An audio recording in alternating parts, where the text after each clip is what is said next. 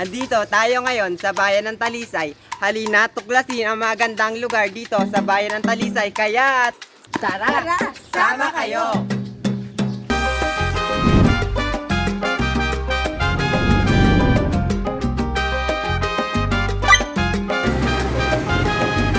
Talisay, a fourth-class municipality in the province of Camarines Norte, here in the Philippines. May mahigit 27,000 na mga tao na nakatira rito. Sakop ng munisipalidad ang 15 mga barangay, simula sa Binanwaan hanggang sa Santa Elena. Malakas ang industriya ng agrikultura, kung saan ang pagsasaka at pangingisda ang nangunguna sa ekonomiya sa bayan na ito ng Talisay. Nang mahiwalay ang probinsya ng Camarines Norte sa dating probinsya na Ambos Camarines, noong kolonya pa ang Pilipinas ng Espanya, naitalaga ang bayan ng Talisay kasama ang mga karatig bayan nito. Mula noon, ang bayan ng Talisay ay nakasaksi ng ebolusyon sa kasaysayan nito.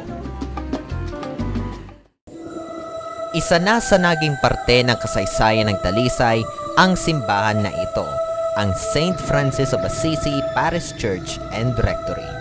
Ilayo ang Church of St. Francis of Assisi noong 1654. Gayunpaman, patuloy ang serbisyo ng simbahan sa publiko. Kasama na sa naging serbisyo ng simbahang ito ay ang pagtayo ng kaakibat nito na eskwelahan para sa mga secondary students, ang St. Francis Parochial School na ayon sa kanila, the only Catholic school in town of Talisay. Sa pagdating namin sa bayan ng Talisay, agad naming binisita ang simbahan ng St. Francis of Assisi. Siyempre, di rin kami nagkatubili na mag-try kumain ng mga local cuisines sa Talisay. Binisita namin ang isang takoyaki/shawarma street business kung saan nag-order kami ng takoyaki at iba pang mga pagkain at inumin mula sa karatig na tindahan.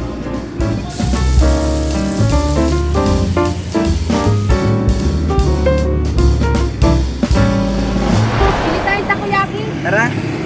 O na, ito na. Anayin na pala. Tara. Ano na masasabi ninyo sa inyong experience dito? Masaya po. Masaya! Libre ni Christian. Pero bago muna matry namin kainin ang mga pagkain, may isa pa kaming gustong puntahan na location kung saan doon kami magmemeryenda. Kaya, sama pa rin kayo. Nasaan tayo ngayon? Sa San Jose. Naka-high tide. Naka-high tide? Ah, yes. The Blue Lagoon. Ay, hindi pala. San Jose Beach.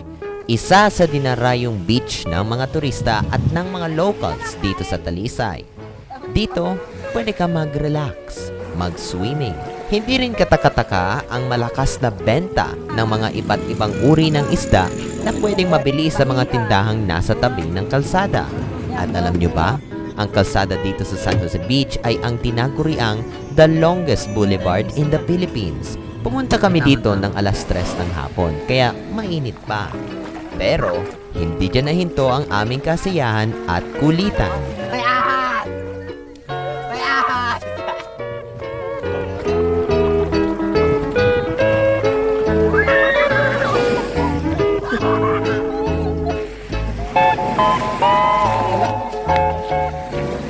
Allergy po.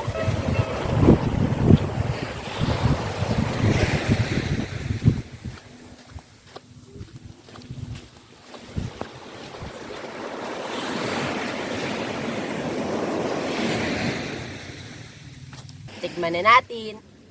So hello guys, nagbili kami ng takoyaki at milk tea. Kaya tikman na natin. Tornado potato. Kalpay ko dito. This is takoyaki. Siya na ha. Yung balik dito, gago ka naman. Kadiri ka, mga kaibigan. Uy! Uy!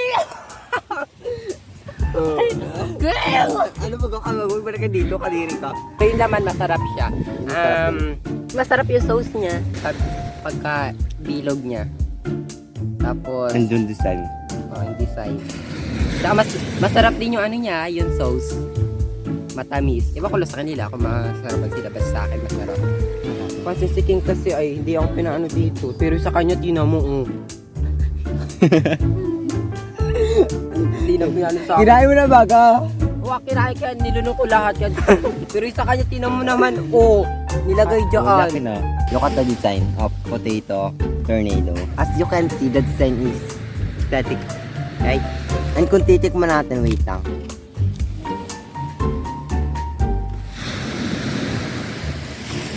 Yung tipong ang crunchy niya, tapos yung cheese flavor niya hindi siya masyadong maalat, hindi siya masyadong matamis. As in, sakto lang talaga. Tapos ang sarap niya. Yung tipong basta ang sarap niya.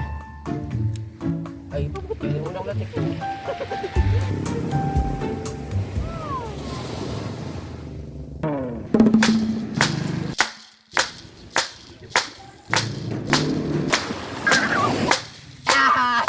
Natin.